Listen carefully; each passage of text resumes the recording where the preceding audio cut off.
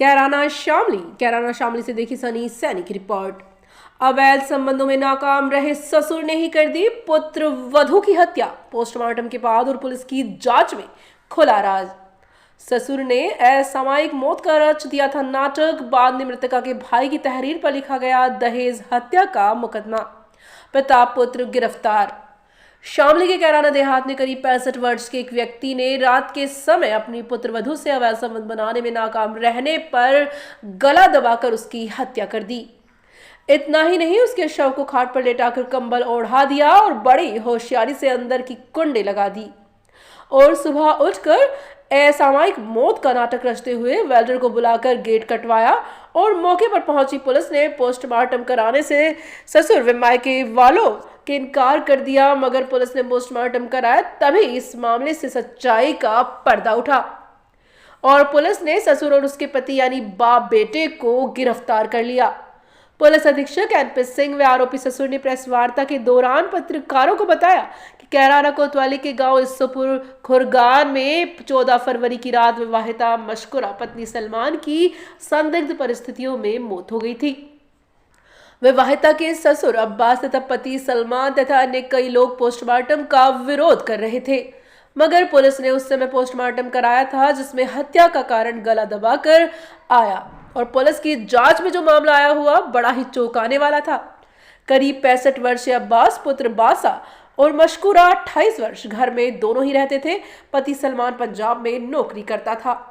मृतका का एक प्रेमी जो घर में आता जाता था, उसका लाभ उठाते हुए ससुर ने पुत्र वधू को अपनी हवस का शिकार बनाना चाहा। उसमें नाकाम रहने पर उसका गला दबाकर हत्या कर दी। इस पूरे मामले को सामान्य हत्या का रूप दे दिया, जिसका सही खुलासा additional SP Sumit Shukla, Kairana CO Hemant Kumar और अत्रि की जांच ने कैराना कोतवाल समयपाल सिंह अत्रि की जांच ने दूध का दूध और पानी का पानी कर दिया। पुलिस ने इस मामले में पिता को कातिल के रूप में और बेटे सलमान को साक्ष्य छिपाने और पिता का साथ देने के कारण जेल भेज दिया। तुम्हारे मन में कब बात आई कि जो है हमें इसे समझ बनाना चाहिए?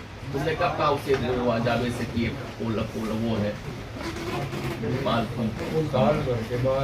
साल भर पहले गए वो ठीक है। तुमने कब कहा कि ये पाल का माल है, इसको हम दोनों मिल बांट के बांटता है? कब कितना 6 महीना हुआ कि 6-7 महीना हुआ? 10 महीने साल का करीब हो जाता है जी। क्या हो तो तुमको नहीं मालूम था कि तुम्हारा बाप तुम्हारे पति पीछे लगा हुआ है? तो कोई बताया नहीं उसने? क्या बात करते हो तुम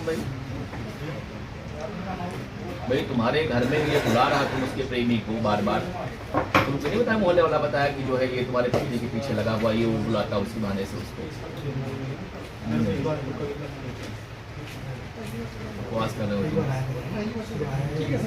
एक आपको जानकारी है कि दिनांक 15-16 की रात्रि में ग्राम खुरगान में एक लड़की थी विवाहिता, मशकुरा नाम था उसका, और वो उसकी डेथ हो गई थी अपने घर में। उसके संबंध में उसके ससुर ने थाना कैराना पर डाउरी डेथ का मुकदमा दर्ज कराया था, जिसमें 304B जो पहले की आईपीसी थी डीपीएफ मुकदमा दर्ज कर लिया गया था।